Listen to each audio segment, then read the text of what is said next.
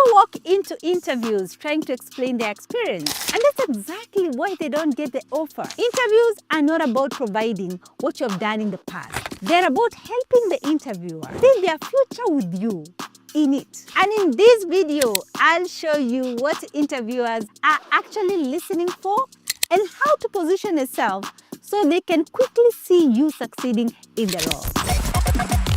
Hi, is this Anne-Marie?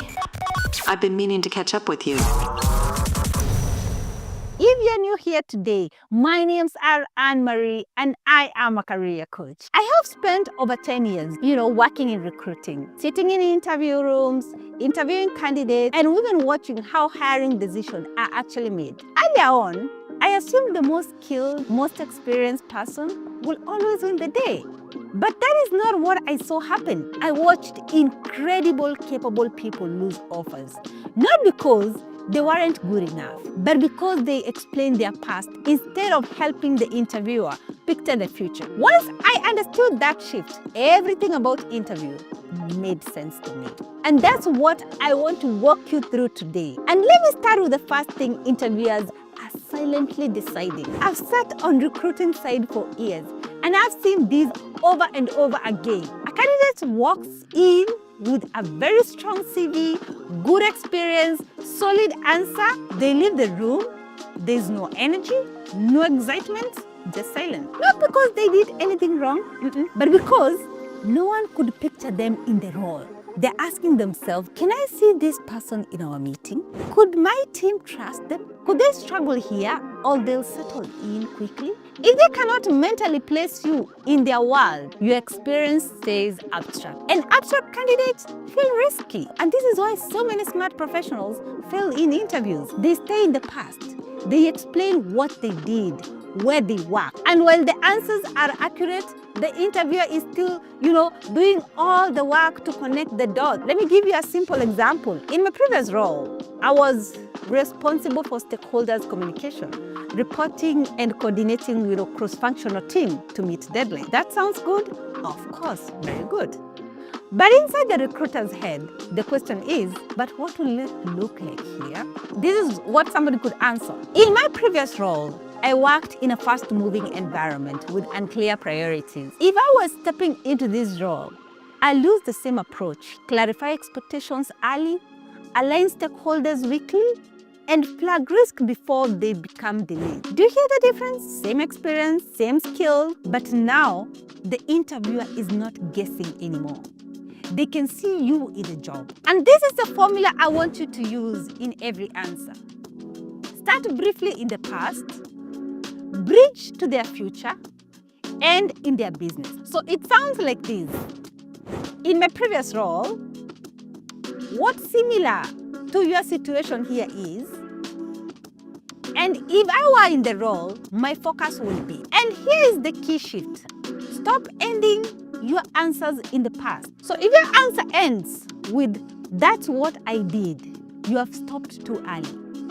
And in their world, even one future-focused sentence changes how you are perceived, because interviewers don't hire your experience.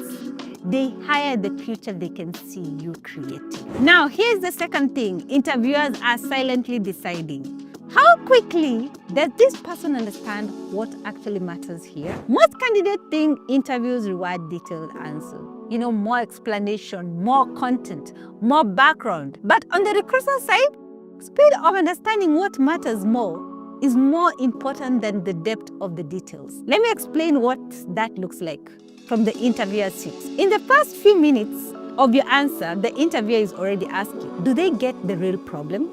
Or are they just circling around it? Are they listening to what we are saying or just delivering prepared answers? When someone takes a long time to land their point, it doesn't feel thoughtful. It feels uncertain. And uncertainty is expensive for hiring managers.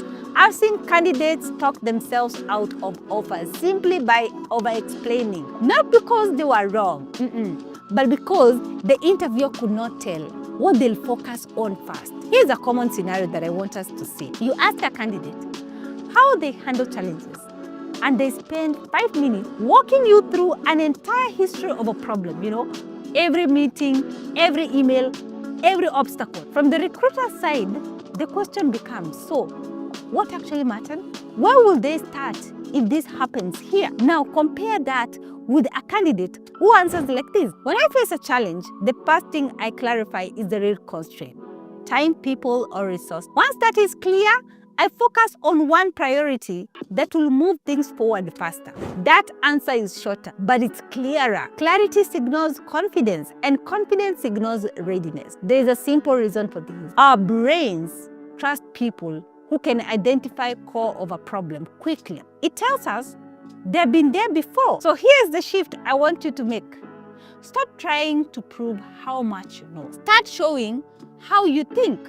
So before you answer any question, silently ask yourself, what is the one thing that actually matters here? Then lead with that. You can always add details if they ask. But when you start with clarity, you are positioning yourself as someone who can be trusted with real responsibility. Because in interviews, speed of insight often matters more than the volume of experience. Now that thing that interviewers are silently deciding is this: will hiring this person make my life easier or harder?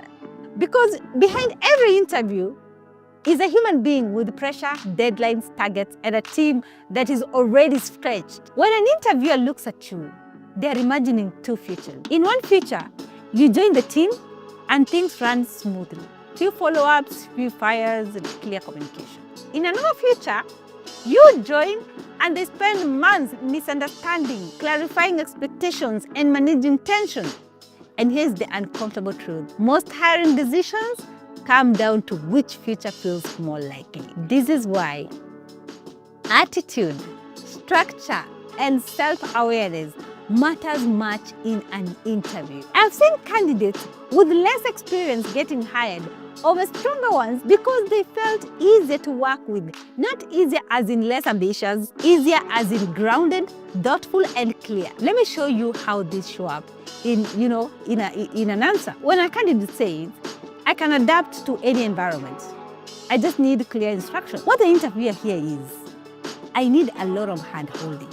But when a candidate says, I adapt quickly, and when things are unclear, I clarify earlier so issues don't pile up. What the interviewer feels is a relief. And we say relief is powerful because relief sounds like this: I won't have to chase them. They'll raise issues earlier. My team will be okay. And this is where point 1 and 2 come together.